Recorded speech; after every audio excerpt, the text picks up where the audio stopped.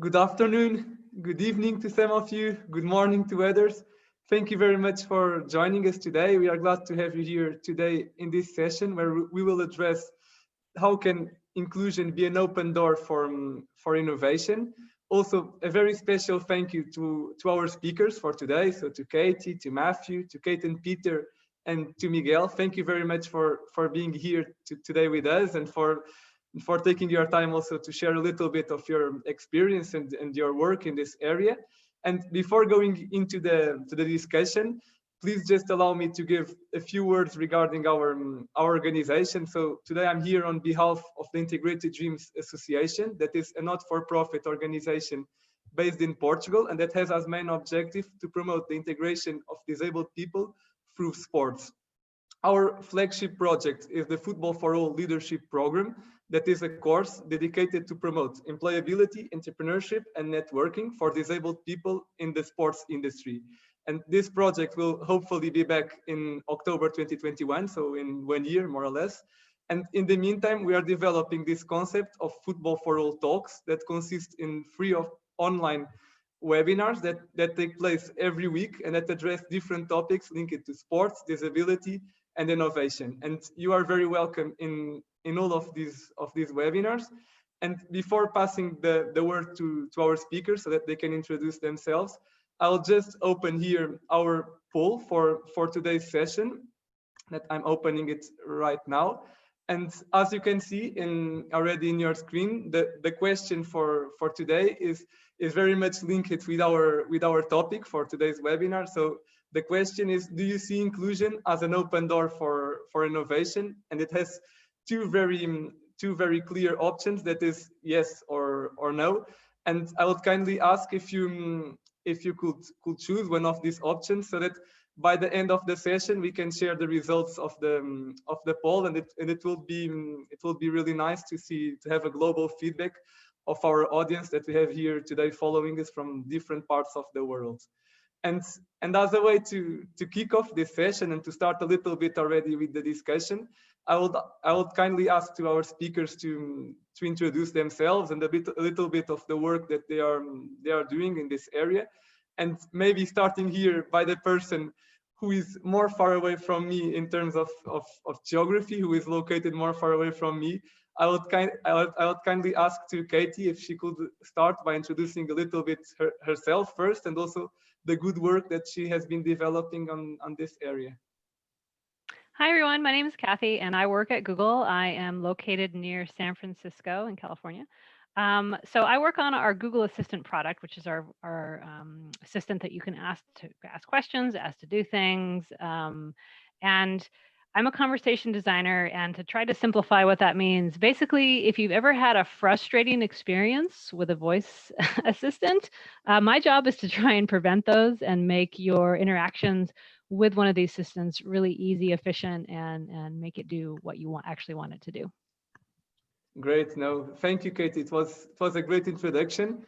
And now going here maybe to Matthew. Matthew, you have an incredible story. You already convinced some of the most renowned brands around the world to turn their products more inclusive. And your story, I had the opportunity in the last weeks to listen to some of your podcasts, also to see some videos about you and to read a little bit more about you.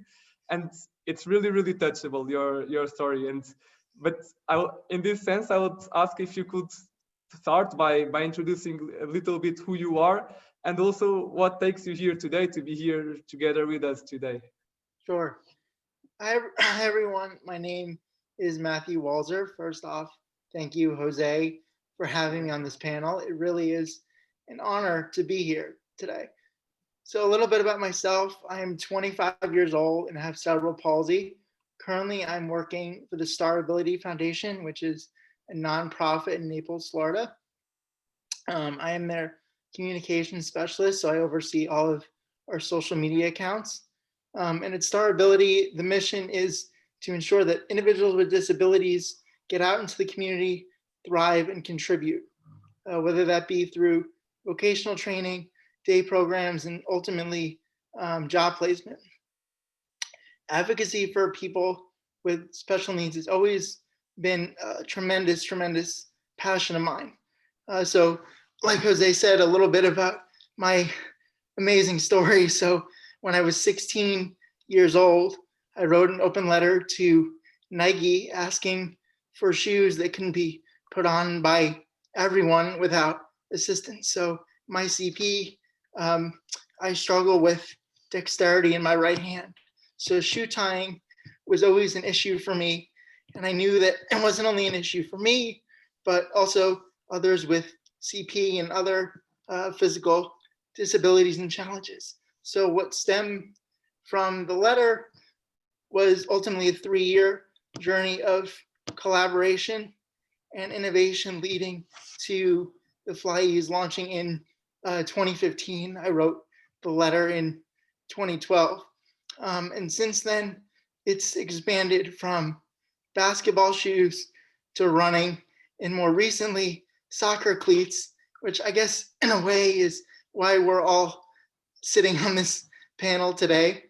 And I've received numerous awards and recognition for my advocacy and innovation from United Cerebral Palsy, the ARC, Runway of Dreams Foundation, as well as the Obama administration. So I'm tremendously proud of my story and my work and my passion. And I truly believe that inclusion can be an open door for innovation. And it starts with talks like this one. There has to be a level playing field for everybody to feel included and accepted. And I'm really excited for today's conversation. No, great, and you are I can say you are very, very inspiring, Matthew, and Thank you. It was a great introduction, and and you should be proud of yourself because you already created difference for so many people that you can only be proud of yourself, and also like talking about touchable stories. I know Kate and Peter, you also have quite a touchable one, and could you start by introducing a little bit yourselves, also what takes you here today, and why are you here also together with us today in this session? Thanks for inviting us, Jose. Yeah, basically, Kate and myself, we're from Sunderland in England, and we've been season ticket holders at Sunderland, our local club, since sort of the early 1990s. Always gone to the football as usual. I was a press officer at the football club for 3 years as well, so it's been a big part of our lives. And we then had our children, our 3 boys, and something new to us. It was something completely different to us. They're all autistic. We didn't have any experience of that, and it was sort of it opened a new door for us. And like all parents, we just wanted to take our eldest boy to the football match at Sunderland. He was 7-year-old at the time, and it was back in 2014. And we knew he would struggle being autistic. He would have a difficult, he'd probably find it difficult. But we thought, no, come on, you want to go, and let's see how he goes. So on that day, we prepared him with ear defenders, and sort of just tried to, prepare him as best we could. Took him along to that first match, and he couldn't cope with the noise and atmosphere. It was too much for him. He was sort of cuddling into me, getting a bit frightened, sort of asking him to go home. So it was stay till half time, see if it would change, but no, into the second half, he was still unhappy. So that was it. I had to take him home, and just thought that was it, the end of it. He wouldn't be able to go to the football. But through the summer of 2014, he's watching the football, the World Cup on the television, and he starts asking to go back. He's getting really keen on it. He's, Mum, Dad, I want to go to the match. So we thought, well, we've got a little bit of a problem, but see what we can do. So we bought season tickets in what's called the Black Cats Bar at Sunderland, which is like a hospitality area, with the theory being he can go outside to watch it, and if he's struggling, we can take him inside to get away from it. But it sort of didn't really work, because the first game of that Premier League season, start of 2014-15 season, he's outside, sitting out there ready, the big music's playing, the crowd's cheering, and again, he's getting frightened, they want to go in. So we took him inside, but inside the hospitality area, they have to shut the blinds. You're not allowed to watch the live match outside. It's because there's a law of the land about alcohol. You're not allowed to drink alcohol and watch live sport, which is why people don't take pints into the seats out in the stadiums. You're not allowed to do it. So there was a bit of a brick wall there appeared, where he couldn't watch the live game, and you were just back inside watching it on the television screens again. When you've paid all that money for season tickets and he wants to see live football, that's what it's about. So Nathan, our son, he goes to a special school in the local area, and in there was a sensory room, and it was like a room where the kids could go in, and if they were having a meltdown or they're becoming a bit unhappy, they can go and calm down, have a bit relax, and get back to being okay and take it from there. So we just thought, didn't we, one night we're in the house, so I put two and two together. We thought, get that sensory room, pick it up, put it in a football stadium, and you've created the right environment for someone with autism and similar sensory needs to go and watch the match. The focus very much in the past has been about sort of wheelchair access and things, which is good. You want to do that, but there wasn't much else in a different way. So we wrote into Sunderland with our idea. They came back to us, had a few meetings and conversations. We ended up having to do a 3,000 signature petition. Went around show the demand, went around the schools in the local area, took that back to them and got the first room to open at the Stadium Light for the first game of the 2015 season. The key thing being it was a sensory room with a window looking over the pitch. That was the key thing, so they can watch the match. And it's just opened a door for them that was previously closed, and for thousands of other kids. There's worldwide. I think the statistics, are huge as to how many people there have autism and sensory needs. So it can apply to so many people, and I think worldwide it should hopefully eventually be in every stadium, really everywhere. And it's wonderful now. Our idea has gone to Australia, America, Qatar. Quite international. It's amazing, really. I don't know if you want to say anything more. So it's just amazing what our little son's inspired. And it's just about helping people to go to a match and just create that comfortable environment for those that, I say when I was a press officer, I didn't realize there was that problem, or maybe people just didn't realize that problem was there. And Nathan's highlighted something, and it's wonderful how many people now possibly benefit, No, it's incredible. It's incredible how nowadays you are not only producing a benefit, a good thing for your family, but for many other families and many parents and kids who have who face the same situations, and your family was already contributed a lot to have a more inclusive, at least in soccer, and now, as you're saying, more and more other sports venues. So no, and live sports should definitely be for everyone. There shouldn't be barriers here. There shouldn't be any barriers here. Everyone's equal. Everyone should have the same opportunities. Exactly. Totally agree. No, and now going here to Miguel. I know Miguel also you also founded and created an inclusive thing, something that is also helping many people to have better life quality, and also in sports a better access to sports.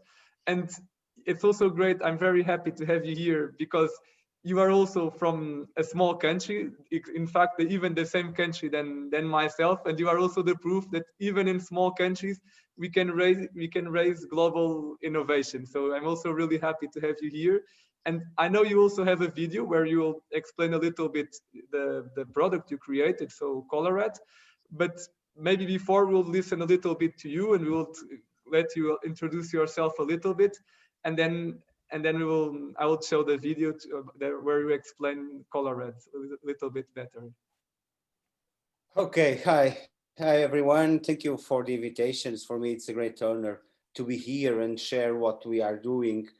In fact, I'm a Portuguese guy. I'm a graphic designer, and I always imagine that design can be more than develop beautiful objects.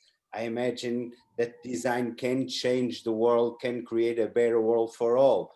And when I back 20 years ago to university to develop a research about color blindness, and we live in a world when 90% of the communication is made through the color, I found that nothing exists to allow that colorblind people can integrate with all the capacities in a society when the color is so important. Color is the first fact of identification, choose or choice.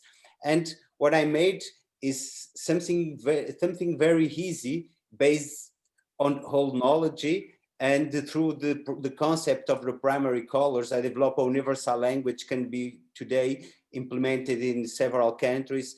And José, if you don't mind to explain better than me what I said, you have a short video and when we can introduce ColorADD in the transversal sectors. And of course, I imagine in the time of the question and answers, I can explain what we are doing in the sports, specifically in the football. Of course, Miguel, here it goes. So I'll share it right now, the video. So here, I think you can all see it. In case you can't, just let me know. Take the yellow line, color it red, cross when it's green. Which country are you from? 350 million people in the world suffer from color blindness. They have real difficulties every day in a world where everything is designed for people who can't distinguish colors. Their disorder prevents them from leading the life they would like. They can't be firefighters, nor police officers, nor pilots, nor fashion designers. It's a source of continuous frustration and problems for them. That's why we created ColorADD, the first color alphabet. Each primary color has a symbol to identify it. Complex colors are defined by adding extra symbols. In this way, a colorblind person can tell at first glance if he's looking at something red, green, yellow, or sky blue. A simple, universal system with which any colorblind person can easily identify colors, regardless of the language he speaks. ColorADD is easy to obtain, democratic, and free. In a world in which even health has become big business, we have produced something which serves all people, no matter if they're rich or poor.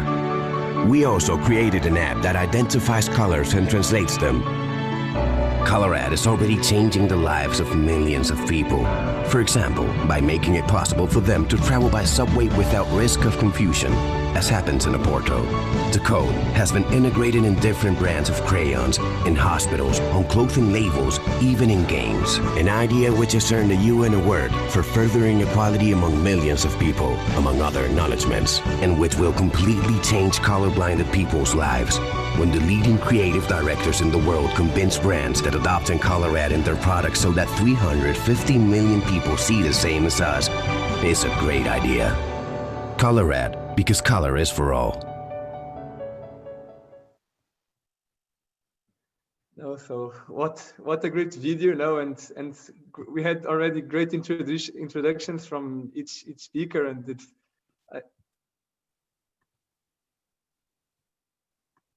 no, we had great introductions from each speakers, and it was great already, a great starting point. And now going here already to the questions. Maybe my first question here is for Matthew. And Matthew, we could already see that you were able to convince like global and very renowned brands such as Nike or Tommy Hilfiger to turn their products more inclusive, and also to facilitate the access of each customer to their services and products. And my question for you, Matthew, is how can we convince global brands to become more inclusive? And also, I know we have here many people following us today. And is it possible that each of us can be a change maker in this area? I think the simplest way to convince brands to be more inclusive is to just use our voice and advocate and show that there's a constant need for change.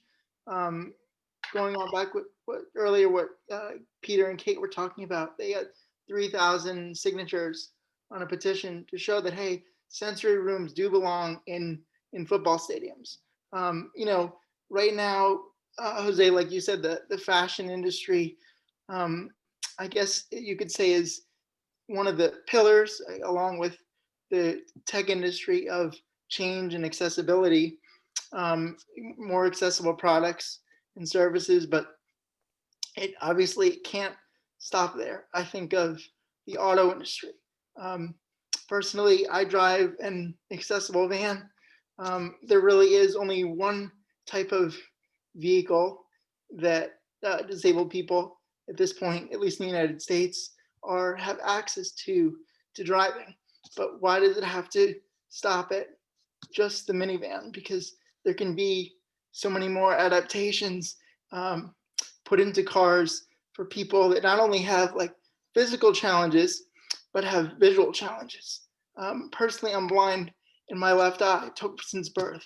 So I had to overcome a lot to be able to feel safe, excuse me, feel safe driving, as well as having the state of Florida letting me drive. And so there's so much. I remember when self-driving cars were first coming about. Obviously, there's a lot of work still to go with that, but I think where people miss the mark with, for example, self-driving cars is the benefit that people with disabilities can get out of it. Because it's not just for convenience at that point, it's also for accessibility. Maybe people that have a hard time physically driving can easily get from point A to B and have independence and not have to worry about taking an Uber or public transportation. I think about the way, buildings, small businesses, universities are designed. When I toured colleges, when I was in high school, there were so many schools that the automatic doors weren't working, or the handicap entrance was on the other side of the building, or put in the most odd and inconvenient places. And so I think that there's so many different areas where we can further inclusion. And I know maybe I'm going off the beaten path a little bit of the question, but I think the most important point is to speak up and, not just wait and hope for change, and also to make sure that companies are doing their fair share. Like self-driving cars, I know Tesla is trying to be a big pioneer in that, but it's like, I hope that these companies realize that, hey, this isn't just for, oh, this is the next big cool thing. This can really have an impact. And so companies need to realize the full spectrum of why they're designing these products, not just for convenience, but the true impact that it can have on people's lives, and the true sense of independence and freedom and self-reliance that can be gained from it. No, it's true, and it's definitely there is definitely a call for action in this area, and it's glad that at least people like you already started making the difference and already changing mind concepts in this area. And now here, like going here to my next question here is for Cathy. And Cathy, you work for a global brand. I think everyone following us today at least heard about Google and browsed probably in Google and used Google. It's very, very useful thing for all of us. And my question here, and when I think on Google, one of the first words that comes to my mind is innovation. I think in future, I think in tech, I think in definitely a company that is working for a better future. And also, I know that you have been doing a really important job in conversation design and in improving the voice user interfaces, and that this is also an area that also facilitates a better inclusion of some groups of the population. And my question is like, as Google has an inclusive approach, as a company with a well-known inclusive approach, and also a company that works for the future, for innovation, was it any case, do you believe that in general, do you believe that inclusion can help this, like by being inclusive, can help Google to be better in terms of innovation and to be one step ahead in terms of the future? And also, was it any case where inclusion led to innovation in your organization? Any story that eventually where inclusion helped it to improve the future? Yeah, I was just thinking a lot about what Matthew just said, where sometimes, things are not necessarily designed for inclusion, but they end up being used in that way. And thinking about something like Google Assistant, where, perhaps it was designed for something like convenience and being able to use your voice to easily do things. But in fact, what we're finding is that it's really helpful for people who maybe have visual impairments, physical impairments. I know of a young man who has muscular dystrophy who, when he's lying in bed at night, he needs to be able to move his bed because he can't move himself. And in the past, he had to, call it to his mom, hey, can you come help me move the bed? But now he's got it hooked up to Google Assistant, so he himself can do it. He can say, hey, G, move the head 3 inches or whatever, and take care of it himself. And I think now we're trying to be a little more deliberate about that kind of thing. We just recently partnered with a Swedish company called Tobii Dynablocks, which works on assistive technology with eye gaze. So for folks who maybe can't even use their voice, but they can use their eyes to look at a screen, we combine with their technology with the Google Assistant, so that now someone can, by using their eye gaze, they can turn on the light, they can play a song, things like that. So yeah, I think we are definitely trying to deliberately think about inclusivity with some of these products. Sometimes, it ends up being beneficial, like thinking about closed captions, originally designed for people who are deaf or hard of hearing. Lots of hearing people use closed captions. You're at the gym, you can't hear the TV. There's always more uses. And I think, Google will hopefully continue to do those kind of partnerships and be on the lookout for ways that we can use the technology to be more inclusive. And I guess one final thing I'll say is, a lot of times when we're working on technology, we're thinking about the main problems that someone needs to solve, like they need to be able to turn on the light, they need to be able to make requests and things like that. But a huge percentage of our communication is not just like, an informational ask or a command. It's community, it's being able to connect with other people. And so making sure the technology enables that as well, and not just the absolute essentials, I think is something we should never lose sight of. No, great. And I, to be honest, I didn't know that closed caption started out as an inclusive thing, but nowadays everyone uses it. So it's incredible here the power that inclusion has also to promote a better future for everyone. And it's good to see that such big companies, like is the case of Google, and companies that definitely have a word when we talk about innovation and future, are considering this and are open, and that you are doing partnerships. So it's really, really good, and congratulations.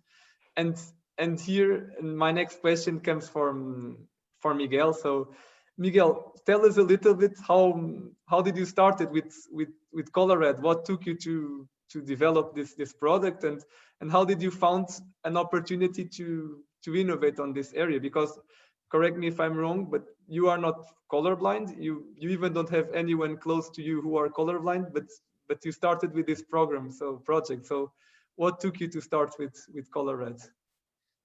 In fact, I confess, as a designer, as I said in my introduction, I decide to back to university 8 years after my graduation to develop some solution about the concept of the inclusive design, or design for all. And the biggest impact that I have that I never imagined that the society forgot that exists 350 million people who can see the correct colors, and color blindness don't have cure. And when I found that nothing exists, and nowadays we go to the moon, the end of the oceans, and the society forgot. But in fact, that the colorblind people don't ask for help because they don't like to assume their condition. This is a non-visible handicap, and the society don't want to understand that there exist people who confuse the green, the yellows, the reds, the blues. Even exist people who only saw black and white tones. And we live in a world when the color is so important in the rational way to communication. Color is very important. And what I decide, and as you said, I'm not colorblind. And I think this is the very interesting, and the fact of the success of this project. The fact that I'm not colorblind, I decided to create something for all the different degrees of color blindness. The reason that we are more competent, we are more, we have more capacity to create something thinking in the others than thinking in ourselves. And this is very interesting because I working during the research 8 years with doctors and with colorblind people from different countries to understand how they live in the world when the color is so important. And in fact, all of them need to something to guarantee that is possible, include without discrimination. And this is the major goal in my work.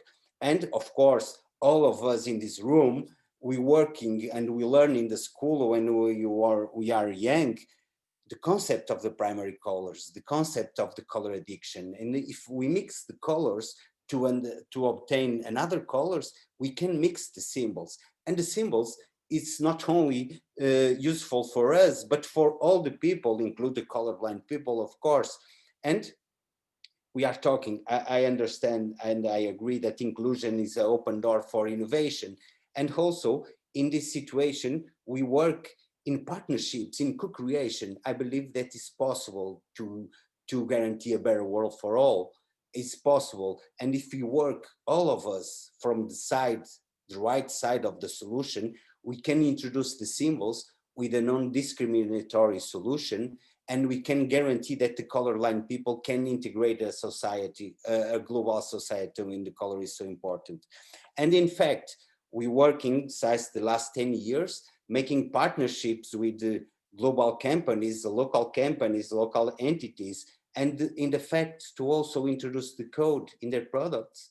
They not only guarantee the social impact, but only the economic, but also the economical impact.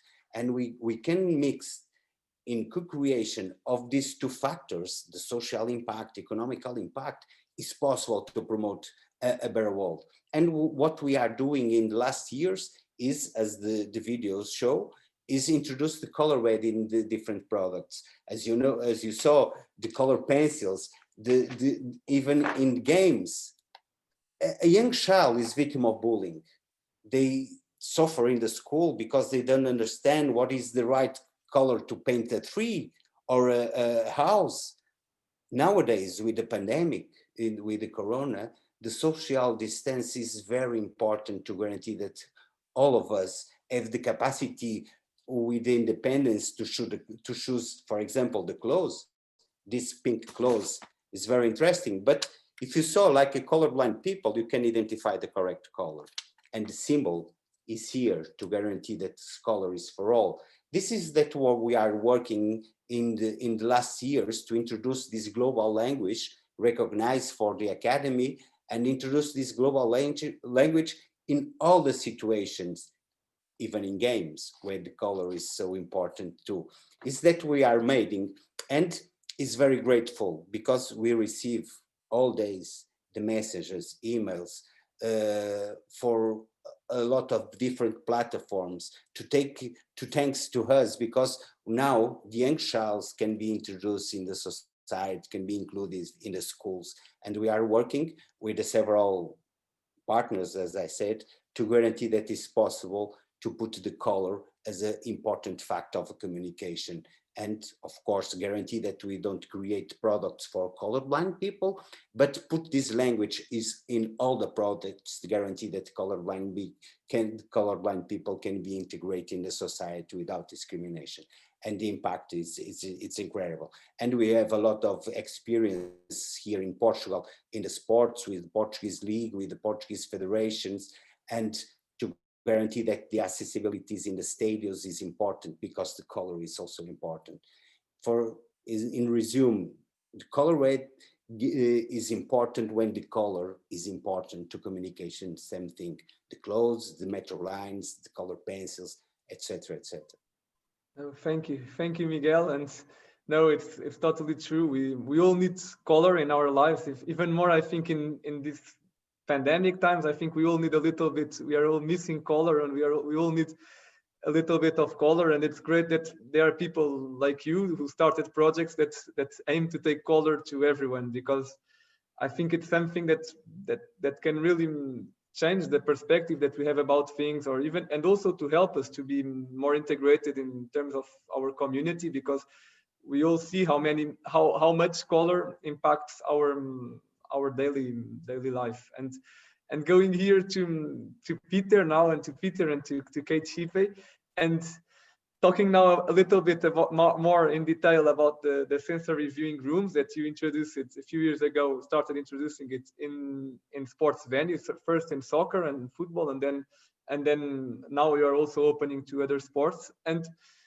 what was the new factor that the sensory viewing rooms added to the sports, not only football, but to the sports venues in general? And how did it contribute to benefit the experience of an autistic sports fan who wants to assist live to a sports event or a sports competition?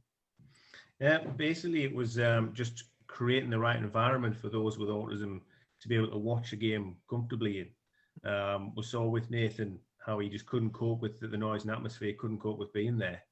And coming up with the idea of converting like maybe a private box or something into that sensory room just creates that environment that they can now, almost like we've done for years, you can just go to the match without thinking about it.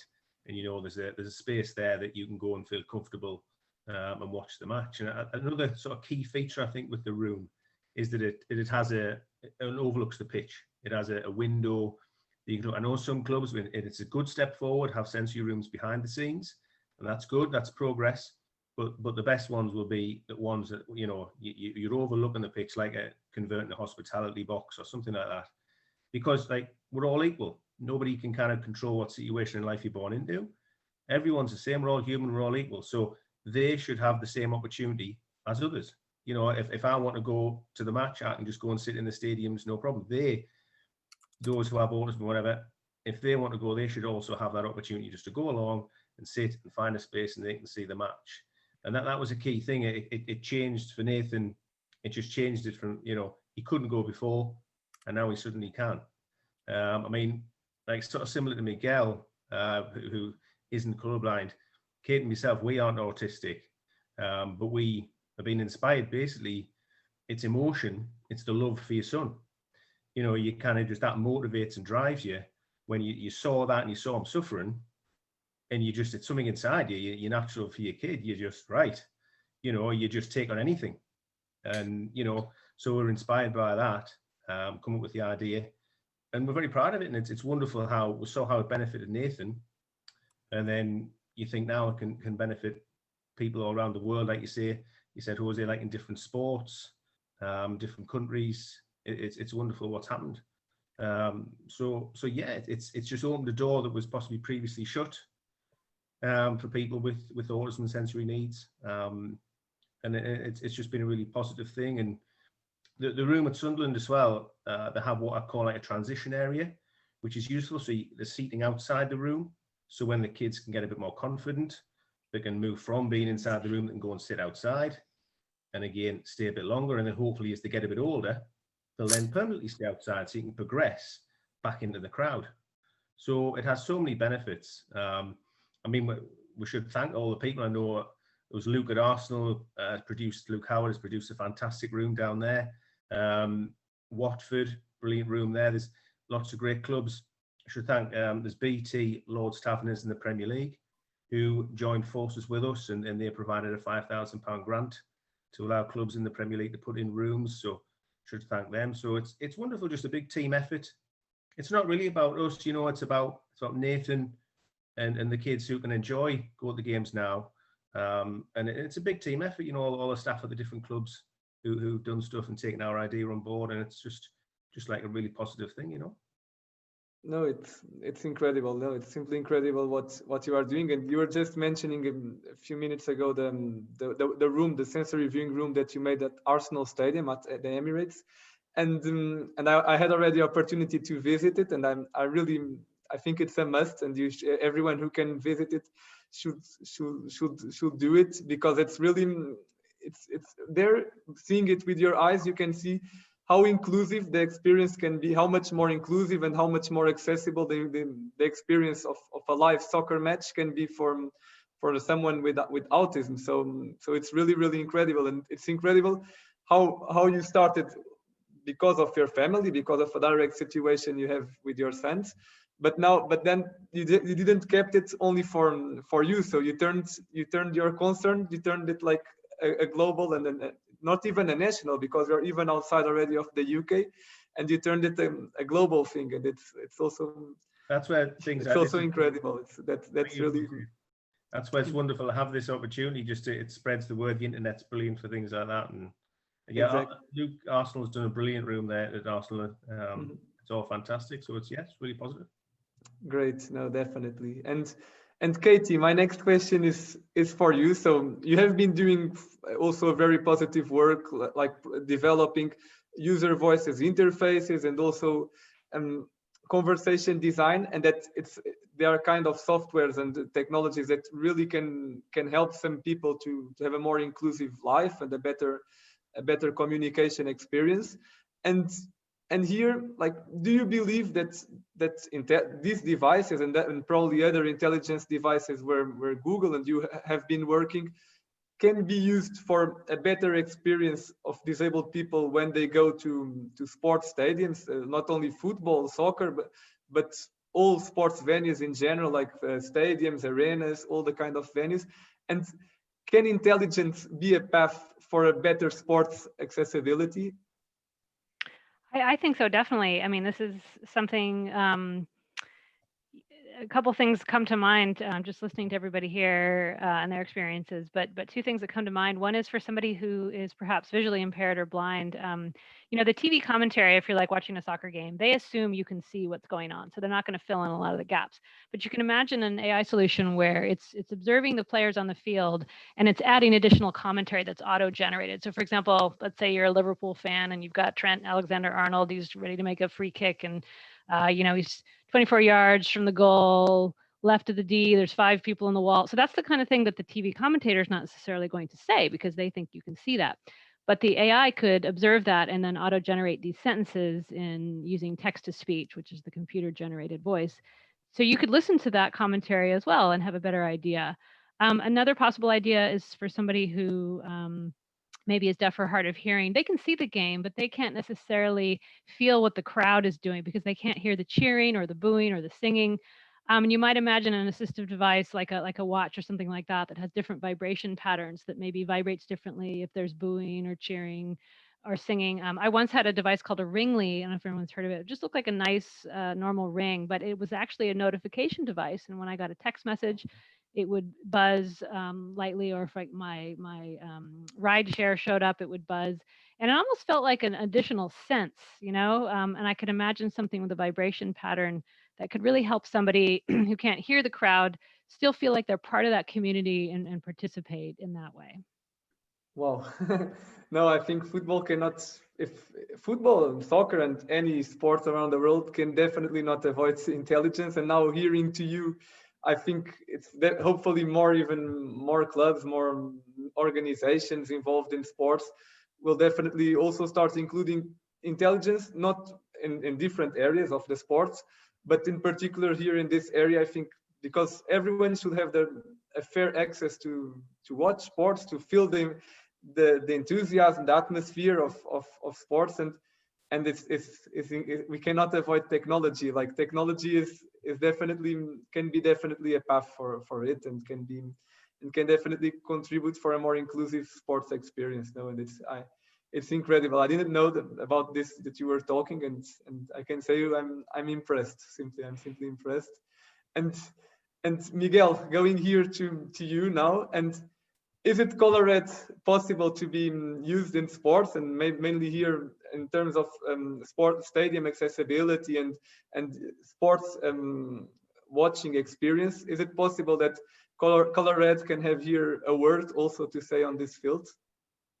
Yes, of course. I think, as I said, in any situations when the color is important to understand, to identify, to choose or something, the ColorADD is important. And what we are trying to do in these last years is not only to introduce the ColorADD in the products in different situations, as you said, in the stadiums, to guarantee the accessibilities, the inclusion in the stadiums, but also to promote the cause of colorblindness. For instance, here in Portugal, after the South Africa World Cup, the Portuguese league decided to introduce the championship here with a ball called Jabulani, or an orange ball. And 2 weeks before the beginning of the championship, we make the expositions to the Portuguese league, and they understand that the ball is very difficult to understand in the grass in the stadium. We try to sensibilize all the society through the entities, through the organization, and of course UEFA and FIFA have an important situation in this systemical sensibilization about colorblindness to guarantee that the sports is for all. Of course, ColorADD is not a solution for all the situations, but we can sensibilize the community, the society, that exist people who can identify the correct colors and create situations when the confusion is not possible, doesn't exist. But in the sports that we have already testing here in Portugal, inclusive the Portuguese Federation give for the Portuguese League the award of the good practice of inclusion, of accessibilities in the stadiums, because the stadiums use the color to make the organization of the different fans in different parts of the stadium to guarantee that all the fans of the team A is in the one side of the stadium, the others is the other side. And also ColorADD is already integrated in these plans, in these boards, to guarantee that all the people with the independence can guarantee that it's possible to go alone for a stadium without problems, since that they leave the metro or they parking the car in the parking and go for the stadium, inclusive for example the kids of the teams. In Portugal, we are preparing to maybe at the end of this year, we present the first Portuguese stadium totally include for colorblind people, when the parking is already with the symbols of ColorADD, the accessibilities in the stadium is already with the symbols of ColorADD, inclusive the tickets, because the stadiums in the tickets is the reference that I have to go to the north part of the stadium to the red zone. I have here the ColorADD code and identify the red zone. ColorADD in the sports, or even in all different events, the color, when the color is very important, the ColorADD, I hope, is there to help all of us to guarantee a correct integration and a correct inclusion.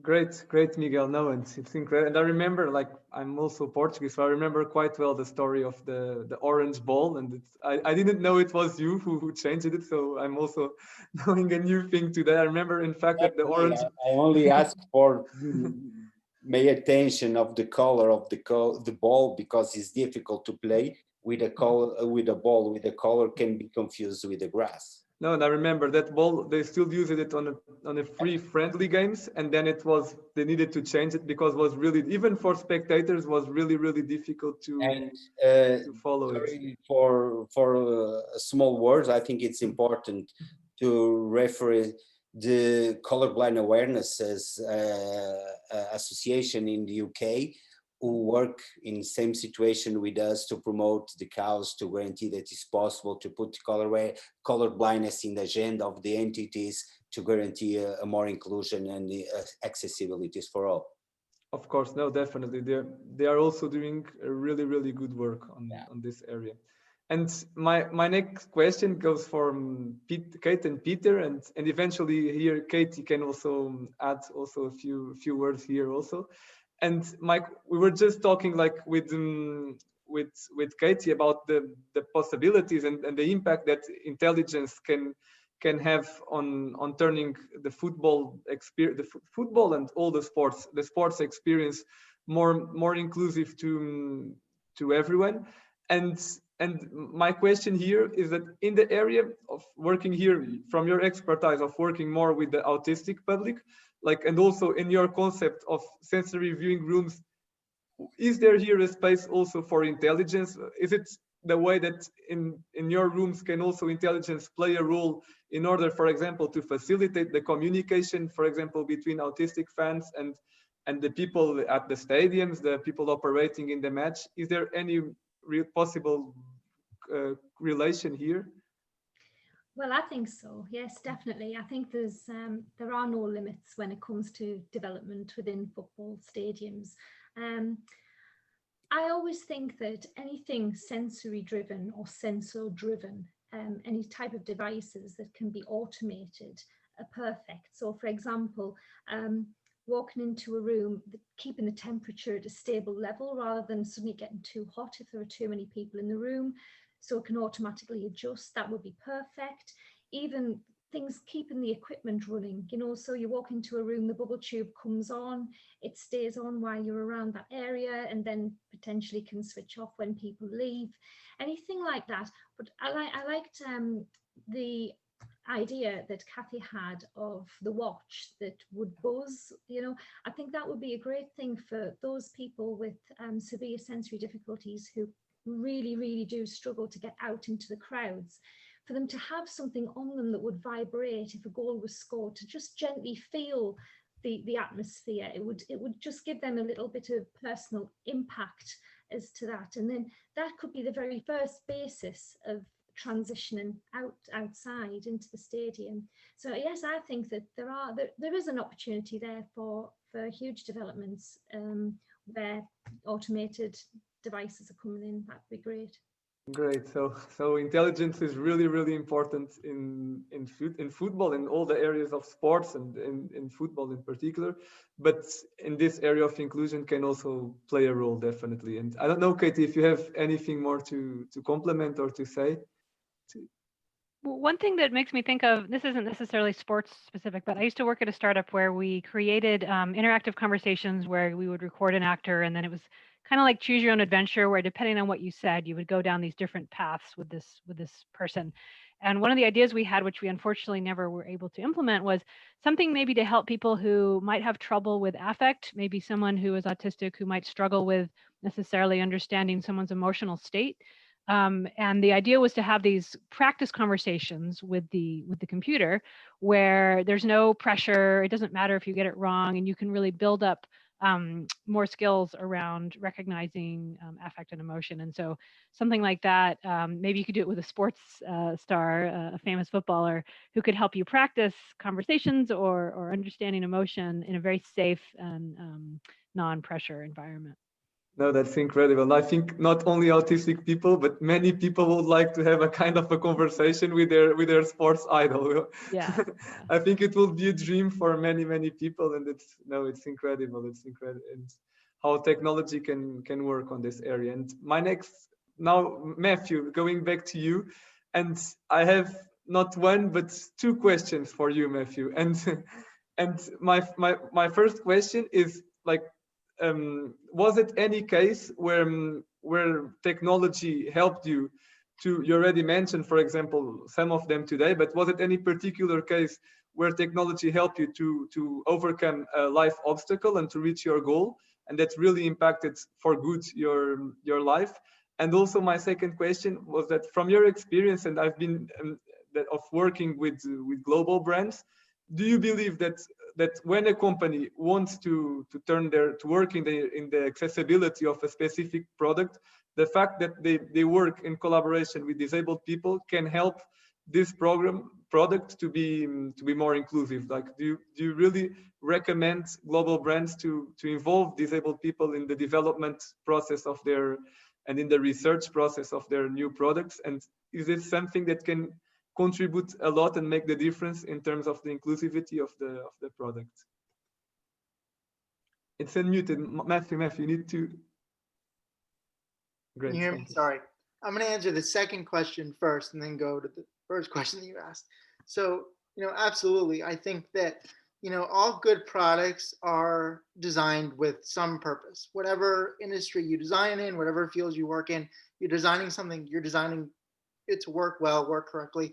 But when you're designing for disability, or I should say designing for accessibility, I hope I speak for everyone on this panel, and as well as people in the audience, that people with disabilities and their families face some of the most unique life experiences and challenges. And there's a special level of empathy that goes with that from the outside.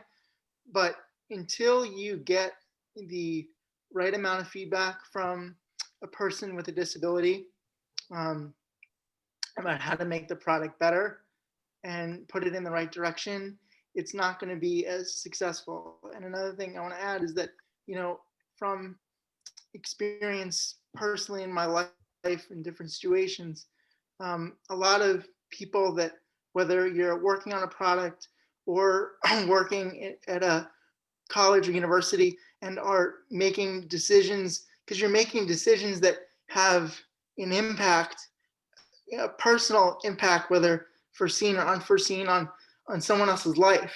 And so until you get their feedback, understand their challenges and where people with disabilities struggle and how they can thrive better, whether that's through focus groups or bringing them in on the project to directly get feedback, setting up special departments within companies to say, no, this is, Cathy, I'm going to use Google since you're on here. This is Google's, you know, department for specific accessibility products. And we have X, Y, and Z number of people within this department that work on these products that have disabilities, so we can get direct feedback from the right type of consumer population to make sure we get it right and to make sure that we give the mass population the best product possible. Because when something's accessible, everyone can use it. Like Fly-Ease, for example, it was, you know, it's made for people with physical challenges, but anyone can put shoes on. There's nothing stopping you from making your life easier by putting on a pair of shoes that have zippers instead of laces. So when something's accessible for one person, it's accessible for everybody. No, great, and they're really good. And no, it's true. We need to all work to make things a little bit more accessible, and there is still a path for it. And I think we all came out here with the idea that many things were done already, but there is still a long way to go in order to have a more inclusive society. And isn't a little bit related with this already comes my last question to all, and this one is not to anyone specific, but it's to all of you. So to Cathy, to Matthew, to Kate and Peter, and to Miguel, is in this field of and in this search for innovation, how do you see the cooperation between global corporate organizations and NGOs on this area? So we have here people on both fields, and even it was already mentioned a little bit, like for example, Cathy already mentioned a few minutes ago that they were working with some organizations from Scandinavia, and here, do you believe that the cooperation between global corporate organizations and NGOs in this area should be seen as a common path, or they should work and separated in two works? I don't know which of one would like to start here. Like who? Like maybe Cathy, do you want to start here? You already mentioned that you collaborate in Google quite a lot with a few NGOs and organizations in this field, and yeah, maybe we could start by. I think it's essential. I mean, to Matthew's point, it's like if you don't have the people you're designing for in the room doing the designing, you're going to fail. Now, not to say that it's always easy to get the right people in the room, but it's something I think we should all strive for. A couple examples with Google. I mentioned this in the chat, but we have something called Project Euphonia, which seeks to make voice technology accessible to everyone. So perhaps if you have ALS, or you've had a stroke, or you have some other impairment that prevents your speech from being easily understood, Project Euphonia is creating new speech recognition models so that everybody can be understood. And we partner with organizations like the Canadian Down Syndrome Society. Another partnership is on a different project is with the Christopher and Dana Reeve Foundation to help people living with paralysis use voice assistants. So just to say that absolutely 100%, you have to be able to find the right people to partner with and find the people who are actually who you're building for, or it's just not going to work. No, totally agree. And I don't know if any of the other speakers has something to Yes, to, I would. to add also here. Peter?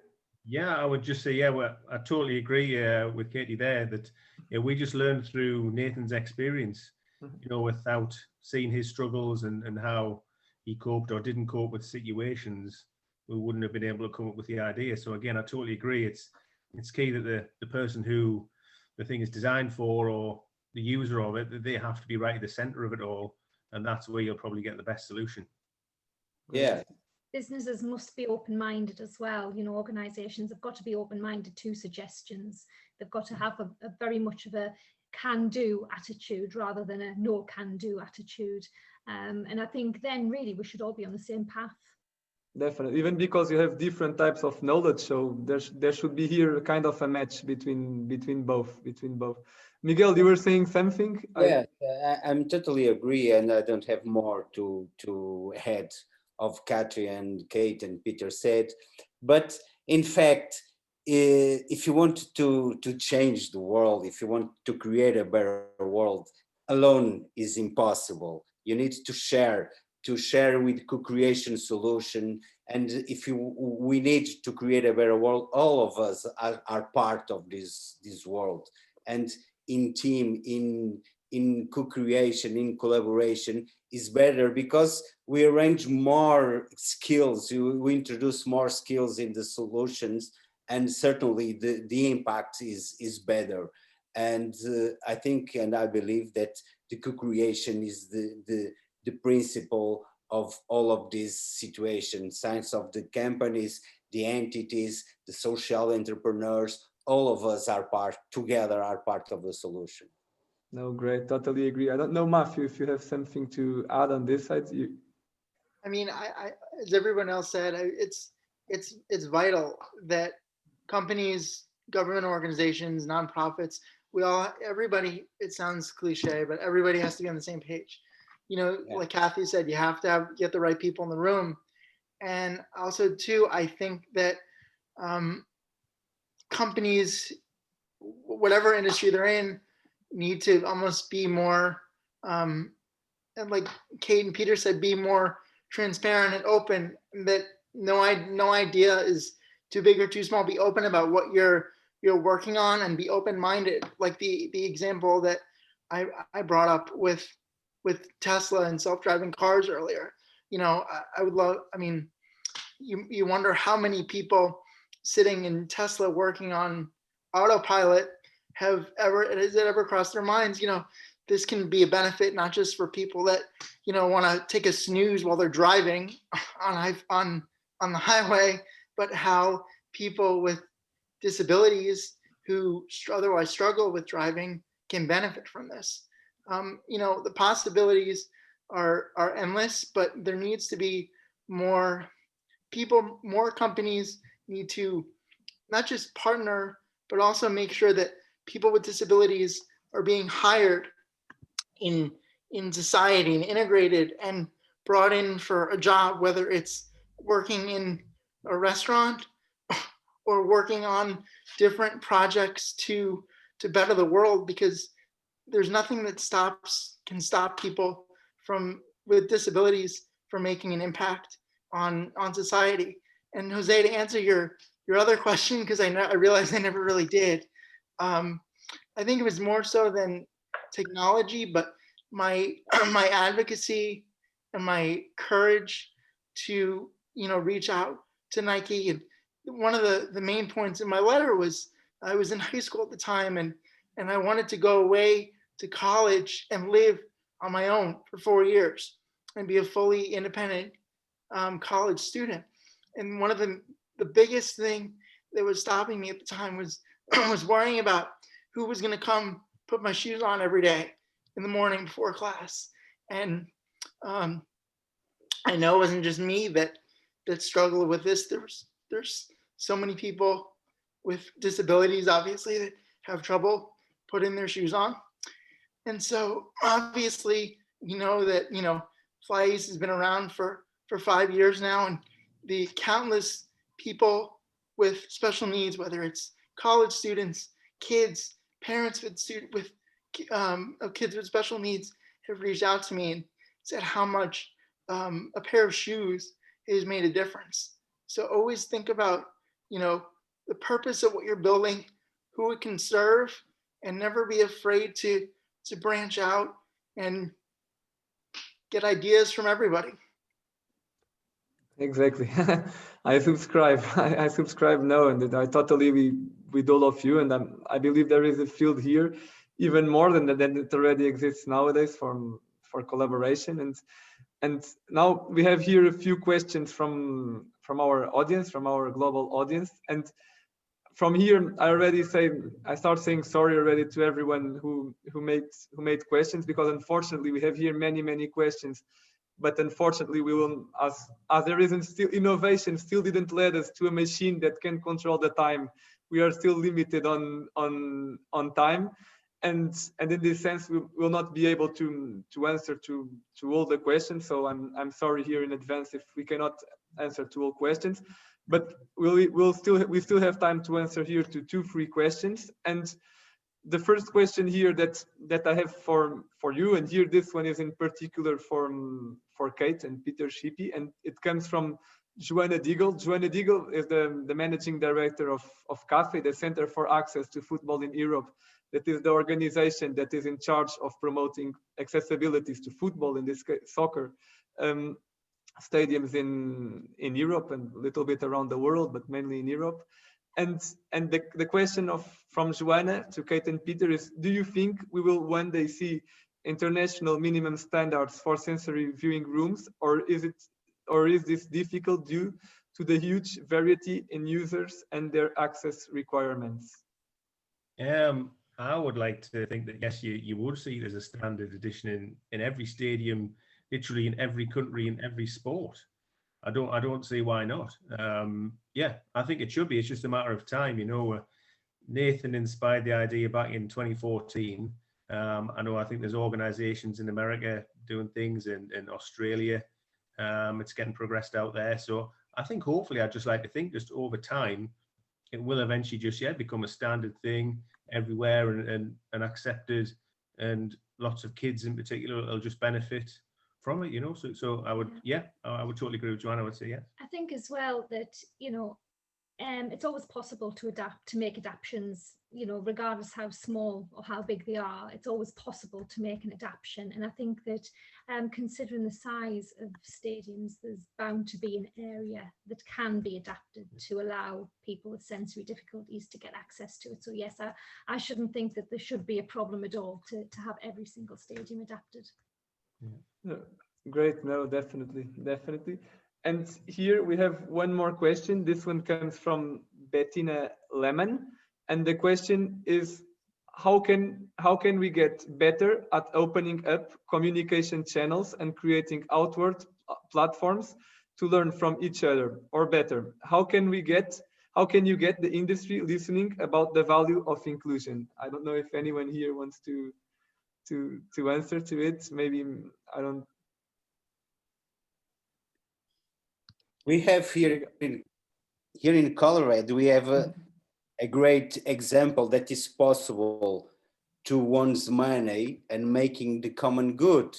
And when we can sensibilize all the companies that is possible, I don't have doubt that we have all the companies from the right side. For example, the Mattel, who produced the Uno kit, introduced the ColorADD code in the game. In the first year in the United States, Mattel increased their sales in 66% more. It's possible to guarantee that this company who put the ColorADD in the color pencils rescue all the market of the school material for young schools, for young childs. The idea is guaranteed with inclusion, through the inclusion, the innovation, the social impact, and naturally the economical impact.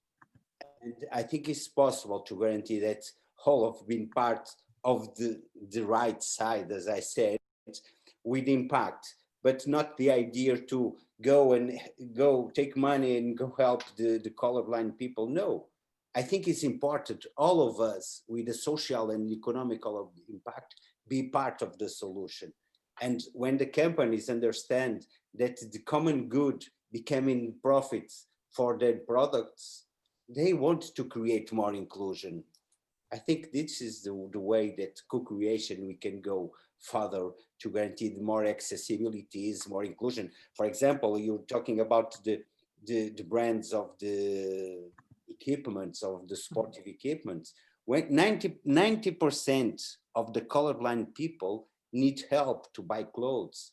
If you put the symbols in the textiles labels, they don't need help. They have all total independence to go for a shop and choose the right color of the shirt or the tie, etc. And this has become social impact. And the entities, the companies, they need to understand that they have to be part of the solution with impact for their products too. Oh, great, great. Sorry, my English is not so good. No, but it's perfect. It's perfect, and it was easy to understand. And I'm sorry that we might not be able to answer here to more questions because we're already a little bit limited on time. But if anyone will have any more question, or feel free always to send us an email to reach out to us, and then we will share with the speakers. And I think everyone here will be still open to answer it on a later occasion. And I would just like to say a huge thank you to everyone who was following us today, and to our speakers. It was incredible. I think we all come out from this session with many things to think, and with many ideas already raising out in our minds. And this was a hurricane of innovation. And I can just say thank you to Cathy, Matthew, Kate, and Peter, and Miguel. It was really great to have you here today, and to have you sharing a little bit of your work and experience on this area. And just before leaving this session, I would just like to share the results of our poll of today. And it was, I think they are inspiring, the results for today. We can see that 100% of the people said that inclusion is an open door for innovation. So I think we are on the right way. I think we are on the right way. And before leaving, I don't know if any speaker, maybe I would ask to each of you to just give a final word. And because I think maybe starting here again with Cathy, then going to Matthew, then Peter and Kate, and then Miguel, just if you would like to say a closing remark, it will be great. It will be great. Just thanks so much for having me on. I am feeling very inspired listening to the other speakers. It really helps me think about my own day-to-day work, to talk to folks like you who are out there working on this, with so much passion. For anyone who wants to follow more about my work with voice user interfaces, you can follow me at Twitter. It's cpearl42. Great. Thank you, Cathy. Matthew. Sure. So first off, Jose, thank you for having me. This was a fantastic panel and a fantastic conversation. I'm really inspired by everyone's work. Miguel, what you're doing with ColorADD is phenomenal. Kate and Peter, you guys are phenomenal parents and human beings. Cathy, Google's unbelievable. And it gives me hope that if more people think like we do, then we definitely have a very, very bright future ahead of us. If anyone wants to reach out to me on social media, feel free. LinkedIn, my Instagram is Matthew Walzer, and my Twitter is Matthew Walzer 24. Not to plug myself too much, but I also started a podcast in the beginning of 2020 before the world got crazy, called Against All Odds, just talking about some different experiences with CP that I've gone through. And I only have, to be honest, 2 episodes out right now, but I'm looking to build on that over the next few weeks, actually. And then also, if anyone is listening is interested, since the summer, I've been hosting bi-weekly Zoom calls with people with CP and different disabilities that I've come across, whether social media, school, friends, whoever. And we just talk about life and different issues and struggles that we face. And the next one is actually on this Wednesday night at 7 Eastern. So if anyone is listening, wants to join, feel free to reach out to me on social media and see if we can make it work. So I figured I'd plug myself while I can. No, and you are also unbelievable, Matthew. It's the only thing I would add is that you are also unbelievable and continue to be inspiring. Continue to be inspiring.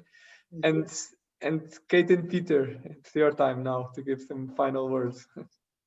So thank you very much for letting us join this, and it's been wonderful to meet everybody on the panel. It's been fantastic hearing your inspirational stories. It'll be lovely to keep in contact and learn more as well. So thank you very much again. It's been wonderful. Yeah, I would just back up what Kate said there, and it's wonderful. You know, Matthew has been really interested in it. It's fantastic what you've done there with Nike and stuff. It's brilliant work. Miguel, Cathy, everybody, you know, all of us kind of think the same way and all have the same sort of passions, and it's wonderful to be in touch with you. Everybody's doing great work. Keep it up, everyone, and thank you, Jose, for all this. It's brilliant, you know, spot on. Thank you. Thank you. No, thank you, me, and thank you, and please continue with your work, and hopefully one day every stadium will have a sensory viewing room. You never know. Fingers crossed for it, because it will be definitely a better world on that day. And Miguel, your final words. Well, first, I agree that inclusion is an open door for the innovation, but the innovation is also an open door for the inclusion. I think it's important to mix all of these both things. And of course, great thanks for all of you for your experience, for your inspiration. And I have no doubt with all the problems that we are living in now our daily lives, with the pandemic, with all of the things, I think it's a great pleasure to live in this moment. We don't need, I think we don't have so near that make our part for create a better world. I believe that the future is completely colorful for all of us. And many thanks for all, and everything that you need from my side, I'm here. José have my email address, and I'm totally open for what you want. Thank you very much.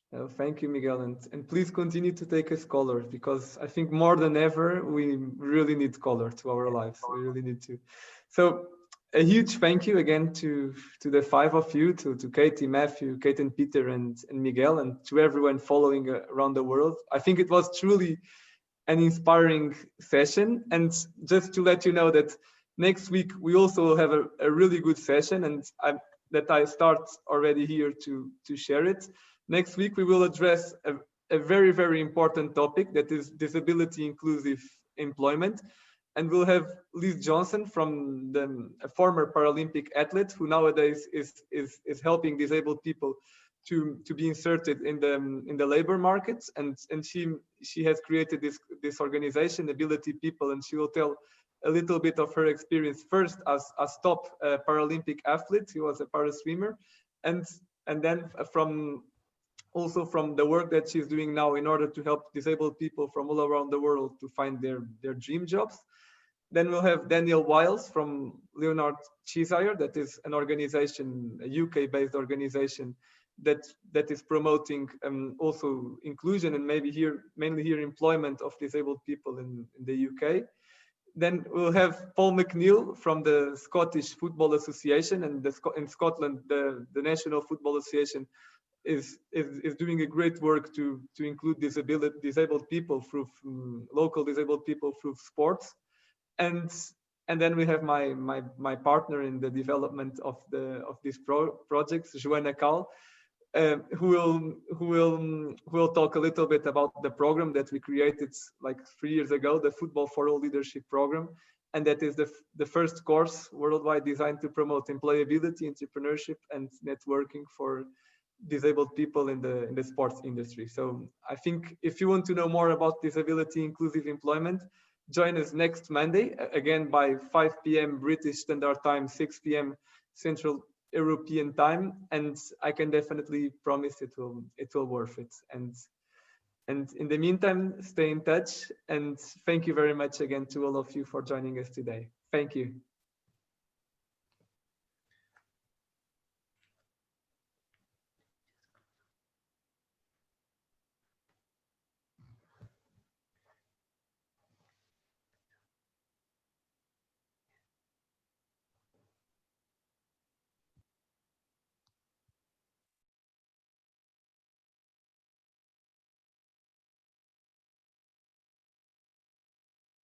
José, um abraço. Um abraço, Miguel. Correu bem.